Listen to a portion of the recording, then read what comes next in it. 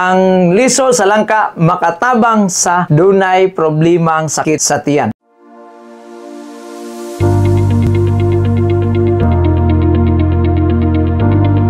Mga kaurayon, gamito na to ang kinaiyahan ang Diyos mag-ayo sa atong balatian. Ang paggamit sa liso sa langka, pwedeng i-boiled nimo, pabukalan, lutoon, pwede pod nimo lutoon sa init nga kalaha para nga mudry siya og imong kaunon sa purpose nga pwede siyang makatabang kung duna kay problemang sakit sa imong tiyan. Ang liso sa langka makatabang sa dunay problemang sakit sa tiyan. Apan ang common nga hinungdan sa sakit sa tiyan mao ang panuhot. Mao na nga kasagaran sa mga dunay mga sakit sa tiyan, gawas nga mukaon ka og liso sa langka nga dinungag or imong gipagod, gipaig, pwede usab ka nga manghaplas og mga bisag unsang klaseng haplas nga naa sa inyo diha. Apan kay di man diri sa ako ang Orion Herbal Oil, kini mao usa sa akong mga irekomenda. Makatabang ninyo kini. Mga natural nga mga pamaagi sa pagtambal, ang Dios mo'y mag-ayo sa atong balatian.